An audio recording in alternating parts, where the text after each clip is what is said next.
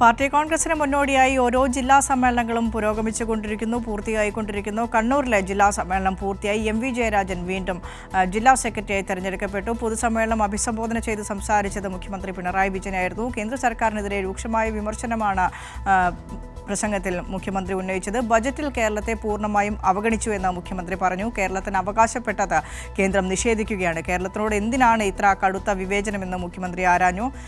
വിശദാംശങ്ങളുമായി സന്തോഷ് കണ്ണൂരിൽ നിന്ന് ചേരുകയാണ്. സന്തോഷ്,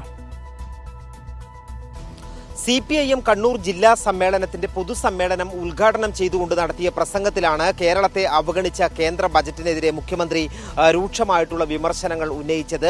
കേരളത്തെ പൂർണ്ണമായും അവഗണിച്ച ഒരു ബജറ്റാണ് കേന്ദ്ര ധനമന്ത്രി അവതരിപ്പിച്ചത് എന്നുള്ള കാര്യം മുഖ്യമന്ത്രി ചൂണ്ടിക്കാട്ടി. കേരളത്തോട് ഒരു പ്രത്യേക തരത്തിലുള്ള പകപോക്കലാണ് ഈ ഒരു ബജറ്റിലൂടെ വ്യക്തമായിട്ടുള്ളത്. അതുകൊണ്ട് തന്നെ കേരളത്തിന്റെ ഒറ്റക്കെട്ടായ പ്രതിഷേധം ഉയർന്നു വരേണ്ട ഒരു ഘട്ടമാണ് ഇത്.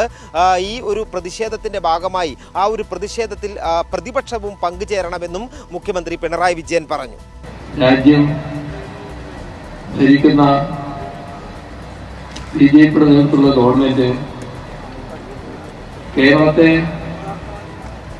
വലിയ തോതിൽ അവഗണിക്കുന്നത്, ഇവിടെ ഒരു സംസ്ഥാനം എന്ന നിലയ്ക്ക് നമുക്ക് അവകാശപ്പെട്ടതാണ് നിഷേധിക്കുന്നത്. ഇപ്പൊ നാടിന്റെ താല്പര്യം സംരക്ഷിക്കുന്ന എല്ലാവരും ഈ കാര്യത്തിൽ പ്രതിഷേധിക്കാൻ തയ്യാറാകേണ്ടതുണ്ട്. കേരളത്തിന് അതിൻ്റേതായിട്ടുള്ള തനത് പ്രശ്നങ്ങൾ നിലനിൽക്കുന്നുണ്ട്. തീരദേശ മേഖലയിലും അതോടൊപ്പം തന്നെ മലയോര മേഖലയിലുമെല്ലാം തന്നെ പ്രശ്നങ്ങൾ നിലനിൽക്കുന്നുണ്ട്. അതെല്ലാം തന്നെ നേരിടാൻ ഉതകുന്ന വിധത്തിലുള്ള പാക്കേജാണ് സംസ്ഥാനം ആവശ്യപ്പെട്ടത്. എന്നാൽ ആ പാക്കേജ് അംഗീകരിക്കാൻ കേന്ദ്രം തയ്യാറായില്ല. മാത്രമല്ല, വിഴിഞ്ഞം ഉൾപ്പെടെയുള്ള പദ്ധതികൾക്കൊന്നും തന്നെ ഒരു തരത്തിലുള്ള സഹായവും നൽകിയില്ല. മാത്രമല്ല, ഈ കർഷകർക്കുൾപ്പെടെ ജനങ്ങൾക്കുൾപ്പെടെ ജനദ്രോഹപരമായിട്ടുള്ള ഒരു ബജറ്റാണ് കേന്ദ്രം ഇപ്പോൾ അവതരിപ്പിച്ചിരിക്കുന്നതെന്ന് മുഖ്യമന്ത്രി പിണറായി വിജയൻ പറഞ്ഞു. ശക്തമായിട്ടുള്ള പ്രതിഷേധം ഇതിന്റെ ഭാഗമായി ഉയർന്നു വരണമെന്ന് മുഖ്യമന്ത്രി പിണറായി വിജയൻ ചൂണ്ടിക്കാട്ടി. മാത്രമല്ല, ഈ കേരളം പിന്നോക്കം പോയാൽ മാത്രം സഹായിക്കാം എന്നതുൾപ്പെടെയുള്ള ചില പ്രസ്താവനകളിലൂടെ BJP നേതാക്കൾ അപഹാസ്യരായി മാറുകയാണെന്നും മുഖ്യമന്ത്രി പിണറായി വിജയൻ ചൂണ്ടിക്കാട്ടി.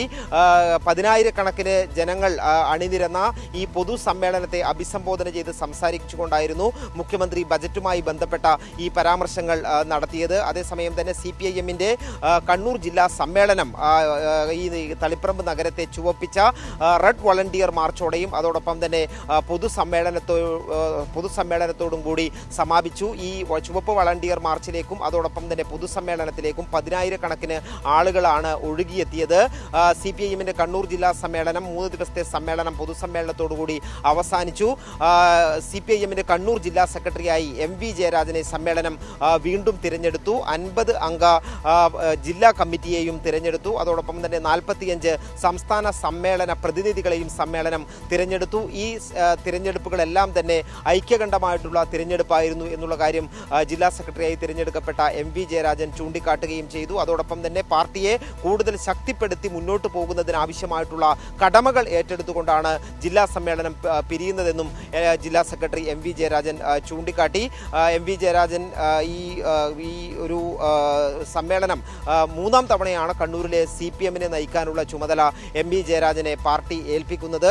കണ്ണൂർ ജില്ലാ സമ്മേളനത്തിന് വലിയ ഒരു തളിപ്പറമ്പ് നഗരത്തെ ചുവപ്പിച്ച വലിയ പ്രകടനത്തോടുകൂടി റെഡ് വളണ്ടിയർ മാർച്ചോടുകൂടി അതോടൊപ്പം തന്നെ പൊതുസമ്മേളനത്തോടു കൂടിയാണ് സമാപനമായത്.